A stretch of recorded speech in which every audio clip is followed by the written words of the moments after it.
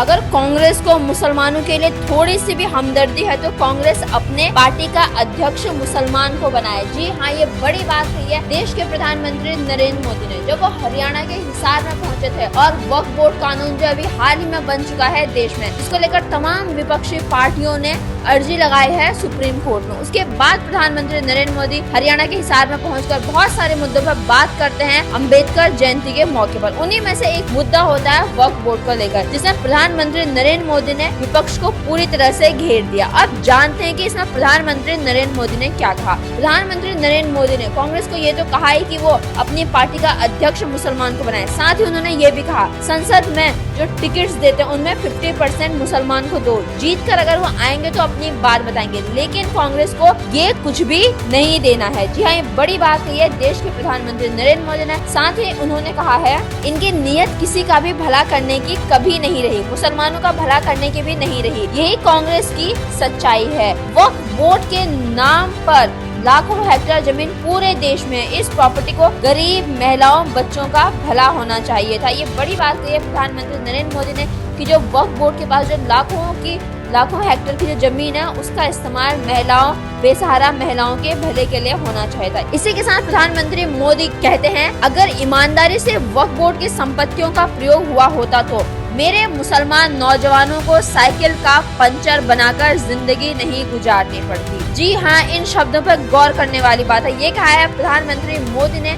फिर वही कहते हैं लेकिन इससे मुट्ठी भर भू माफियाओं का भला हुआ, पसमानदा मुस्लिम समाज को कोई फायदा नहीं हुआ। और ये भू माफिया किसकी जमीन लूट रहे थे? दलित की जमीन लूट रहे थे, पिछड़ों की जमीन लूट रहे थे, आदिवासियों की जमीन लूट रहे थे। जी हाँ, हम कह सकते हैं कि प्रधानमंत्री नरेंद्र मोदी गरजे हैं कांग्रेस पर वक्फ बोर्ड कानून को लेकर जो इतना विरोध चल रहा है विपक्ष के द्वारा। इसी के साथ प्रधानमंत्री मोदी आगे कहते हैं सैकड़ों विधवा मुस्लिम महिलाओं ने भारत सरकार को चिट्ठी लिखी, तब जाके कानून की चर्चा आई। यानी कि प्रधानमंत्री नरेंद्र मोदी बात कर रहे हैं वक्फ बोर्ड कानून 2025 के, और उन्होंने इस कानून को लेकर कांग्रेस पर तीखा तंज कसते हुए ये शब्द कह दिए हैं कि अगर ईमानदारी से अगर वक्फ संपत्तियों का इस्तेमाल हुआ होता तो हमारे मुस्लिम नौजवानों को साइकिल का पंचर ठीक करके जिंदगी नहीं गुजारनी पड़ती।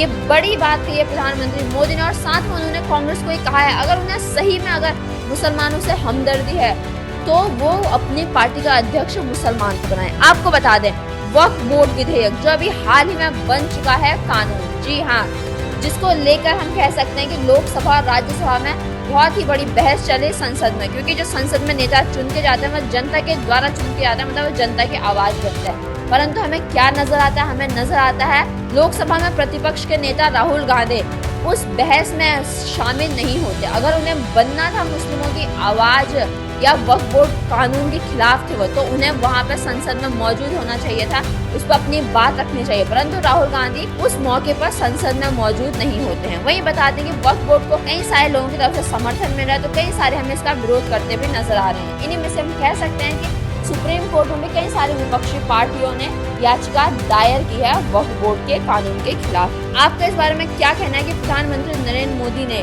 वक्फ बोर्ड पर खुलकर बात कही है और तीखा तंज कस दिया है कांग्रेस पर?